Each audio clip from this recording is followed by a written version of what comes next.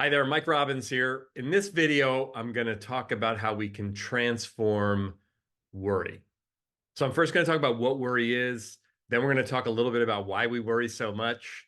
And then I'm going to share 3 specific things that you can do to transform your worry and tap into the energy of it and utilize it in a positive and productive way. So what the heck is worry? Do you worry? I definitely do. It's something that I've struggled with for a lot of my life. My mother used to say to me all the time, most of what you worry about doesn't happen, which is absolutely true. Although my mother struggled to follow that advice, as do I. I was raised by a couple of worriers, not to throw my parents under the bus, but it's something that I have found that I picked up very early on and have continued to do in many ways throughout my life. Although I've definitely worked on it, looked at it, I've written about it, I've spoken about it. But if you notice, worrying doesn't really work. It doesn't give us what we ultimately want, because what worry actually is us preparing to be upset. Weirdly, right? We worry about a meeting with our boss. We worry about our children. We worry about our health. We worry about the economy. Again, all understandable things to worry about, things that matter to us. But let's just use the example of the meeting with our boss. Let's say you have a meeting with your boss and you want to ask for a promotion or a raise or ask for a big project or something. There's some request that you have of your boss and you worry about it and you worry about it and you prepare for it and you go into the meeting and you ask your boss for the raise or the promotion or whatever, and they say no. And you're upset, right? You're disappointed, you're frustrated, you feel angry, sad, whatever the case may be. Did the worrying help? Did the preparing to be upset actually prepare you to be upset and have you be less upset? No. And in a lot of ways, you could say that the worrying put you in such a state of mind, such a fear-based negative state of mind, that maybe the meeting didn't go as well as it would have if you hadn't worried about it, right? Most of what we worry about doesn't happen anyway. But worrying is something that's completely socially acceptable. We talk about our worries, we brag about our worries. In some ways, it's weirdly become kind of this, I don't know, sign of that we love people or that we care about things or whatever the case may be, right? Like we express our love for our children or our family through our worry. Again, strange. We worry about our kids. Again, Michelle and I have a 17-year-old and a 15-year-old. We have 2 teenagers. Lots to worry about if you have kids, especially teens. But like I remember when they were little, worrying about, walking and talking and potty training and sleeping and whatever else, baby proofing the house. Again, things that we want to do to keep our children safe. But like worrying about that probably doesn't help. As they get a little older, then we worry about things like, the food that they eat or the kids they hang around. I mean, we worry about that at various ages, but the screens that they're on or not, or what's happening in school. And we worry about scary things that could potentially happen as they're teenagers. We start to worry about other things like driving and drugs and sex and all kinds of things, right? Their mental health, again, understandable things to worry about. Or as they go to college, they're away from us. Maybe they graduate from college. Can they get a job? Are they going to be okay? Are they going to be happy and healthy? And all of these things make sense. If you have children of any age, I'm sure you can relate to this. It just doesn't help. Me worrying about our kids isn't actually a sign that I love them, isn't actually helpful to my parenting, doesn't have me be a better parent. Worrying about the economy, something we can't control, worrying about the weather, worrying about traffic, worrying about all kinds of things. Not only does most of what we worry about never happen, a lot of what we worry about, we can't even control. And again, I'm not saying this to judge you or me. It's, again, totally normal and understandable that we do worry. We just want to start to pay attention to, what am I worrying about? Why am I worrying about this? Is this actually helping me? And again, there's lots of reasons. We were taught to worry. It was modeled to us. It, again, is seen as some kind of sign, badge of honor or courage to show how much we love and care. There's a lot of agreement for worry around us. But if we really stop and think about it, it has an incredibly detrimental impact on us, on the people around us, on our relationships, on our mindset, on our mental health, on our ability to be effective and successful at whatever work or whatever goals we're trying to accomplish. There's a lot of negative impact for worrying. And while it's difficult to just tell ourselves, stop worrying, and then for it to go away, I want to offer a couple things that we can actually do that can start to transform our relationship to worrying and ultimately transform the worry, and see if we can actually tap into the energy of it in a positive way, in a productive way. Because again, mostly the things that we worry about are things that do matter, are things and people that we care about. We worry about our kids. Why? Because we love them and we don't want bad things to happen to them. We worry about our health. Why? Because we care about ourselves and we want to live long, healthy, happy lives. We worry about, things at work because we care about our livelihood and being able to provide for our families, or doing work that matters to us. Or we worry about things happening in the world, the state of the country, the state of the world, the state of the planet. But again, our worrying in and of itself is usually much more detrimental than it's helpful.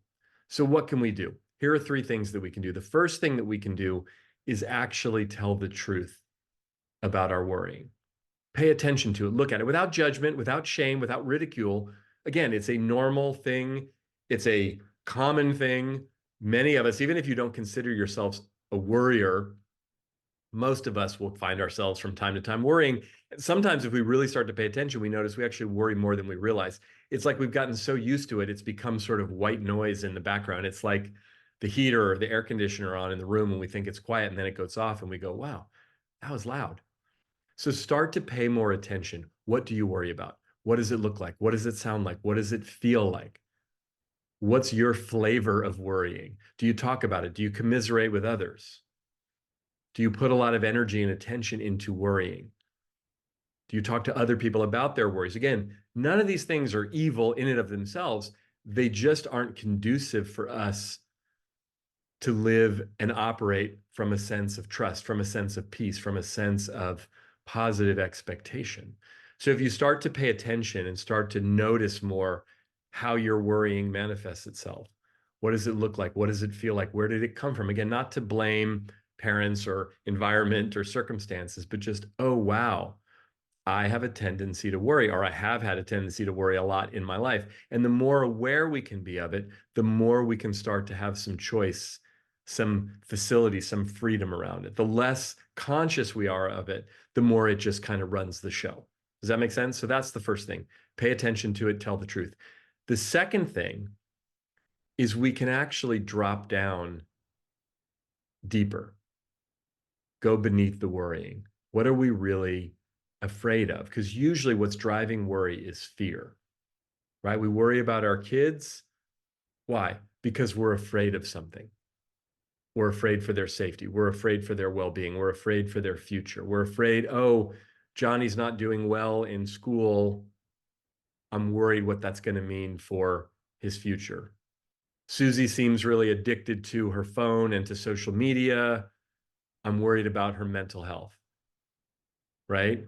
Whatever it is, based on how our kids are behaving or eating or acting or doing or whatever. Again, at work, I'm worried about, this meeting with my boss. I'm worried about how the team is operating. I'm worried about the success of the company. Why? Because I'm afraid of what that might mean for me and my career and my livelihood and being able to support my family. So again, if we go beneath the worry, usually we get down to fear. Now, what we first run into before the actual fear itself is what I call fear stories. So we have stories. That's not the actual fear. That's the explanation of why we're feeling the fear, if you will. But we want to really tap into the emotion itself. Now, look, fear is not the most enjoyable emotion. Fear is not the most pleasant emotion. But one of the things is we often think about emotions being positive or negative. Positive emotions, joy and happiness and gratitude and love and excitement and peacefulness, and negative emotions being sadness and anger and jealousy, shame, fear, right? Now, in reality, what I've learned through my own experience and through my research of this is actually that emotions are positive when we authentically feel them, and they're negative when we avoid them or deny them. So authentically feeling our fear, authentically feeling our sadness, authentically feeling our hurt, our anger, in a healthy way, in a productive way, can be really important for our well-being, our mental health, our physical health. Not feeling those things, not allowing us to feel and process and express those things in a healthy, productive way, has them show up in incredibly unhealthy and unproductive ways. Even the emotions we consider positive, right? Joy, love, gratitude are some of the most vulnerable emotions. Hope, possibility, right? I want something, I hope for something. That's incredibly vulnerable. Loving someone is vulnerable. They could not love us back. Being joyful, as exciting and wonderful it is to be joyful, it's like, how many times have you noticed yourself squelching your own joy out of fear of something bad happening, or it going away, or it not lasting, or whatever? We don't express our gratitude, our appreciation. I've been studying and writing about and speaking about appreciation for the whole 24 years I've been doing this. We don't do that. Why? Because we're so focused on what's wrong, or we think if we tell people what we appreciate about them, they're going to think everything's perfect, whatever. There's a bunch of reasons. So again, it's not the emotion itself, it's our acceptance of it, our allowing ourselves to really feel it and experience versus the denial of it. Fear can be incredibly powerful if we tap into it, if we're honest about it, if we're real about it. It can help us vulnerably connect with other people. It can help us get in touch with some of our blocks. It can help us really tap into courage in a new and exciting way. It can help us move past some of our limiting beliefs. There's so many things that are powerful when we allow ourselves to feel our fear. So if we can go beneath the worry and even beneath the fear story to the actual fear and just let ourselves feel scared. Now, I know that might sound a little strange, but feeling an emotion allows us to actually experience it, move through it, and take the power from it and use it in a positive way. Have you ever gotten really upset, sad, and found yourself moved to tears about something that was painful, challenging, difficult, disappointing, tragic, even grief inducing?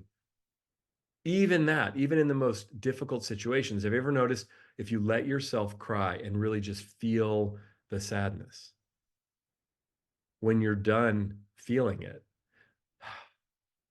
you feel better, you feel lighter, you feel more present, more engaged. Now, again, the sad thing could still be existing. Often it is. It could be a loss that's not coming back. It could be a disappointment that there's no way to rectify, or a failure, but allowing ourselves to feel the emotion actually enlivens us, empowers us. So the same is true with our worry. If we can lower the waterline on the iceberg, as I like to say, get down to the actual fear. We're usually not afraid of like 100 things. We're afraid of a couple specific things. And if we can let ourselves really feel that fear, we can take our power back from it. Woke up yesterday morning and I was noticing there was a lot of worrying kind of running around in my brain. And I just allowed myself in my meditation. I took some breaths, my eyes were closed. Okay, what am I actually afraid of? I got down to the fear story and identified what a few of the things were. Can I just let myself feel the fear? A mentor of mine likes to often say, feel the feeling, drop the story. And as I sat there, or laid there actually in bed where I meditate in the morning, just breathing in and allowing myself to feel the fear, it didn't take me over. It didn't freak me out. It didn't make me more scared. In fact, the fear dissipated. And after just a few minutes, I opened my eyes, I got up, and I felt healthier, happier, stronger, more present, more engaged. That's what we can do if we drop down below the worry into the fear story, then ultimately into the fear. So that's the second thing, really feel the fear or whatever the underlying emotion is. And then the third thing is focus on what you want. So we're worried about something. What if this goes bad? What if this doesn't work? What if something bad happens to my kids or my family or my health or okay. Have compassion with yourself if you start to do that. But we can drop down into the actual fear, the actual emotion, and feel it and come out that way. And then after we do that, we can pop ourselves up. What is it that I want? What's the ultimate goal here? What's the desired outcome? And yeah, it can be a little scary, a bit vulnerable, quite vulnerable to focus on what we want because it might not happen. But guess what? If the thing that you want or anything that you want right now that you don't currently have doesn't happen, doesn't manifest itself, you'll be okay. You know how I know you'll be okay? Because you're okay right now. Even if you're not doing great in the moment, like You are surviving life. You're watching this video and listening to me talk, even if things are really challenging for you at the moment. Not having certain things in your life that you want is, yes, disappointing and challenging for sure. It's not the end of life. We all know how to navigate disappointment. We all know how to navigate failure. So the thing that really is at risk when we allow ourselves to focus on what we want is simply just being disappointed, is potentially feeling embarrassed or sad or having some sense of regret. But if we can allow ourselves and have the courage to really allow ourselves to focus on what we want, that takes the worry down through the real emotion of the fear and then up to the other side, which is, I want this for my kids, my health, my life, my finances, my career, whatever it is, something big, something small. Giving ourselves permission to actually focus on what we want. So, thanks for watching. It's okay if you find yourself worrying, but you don't have to stay stuck in the sort of purgatory of worrying. You can tell the truth about it, be honest with yourself about it with compassion, drop down into the fear itself and really feel it in an empowering and healthy way, and then pop out the other side and focus on what you want. That's how we transform our fear. Thanks for watching. Make sure you hit the subscribe button so you're subscribed to the channel and you don't miss any future videos. I'll talk to you again soon.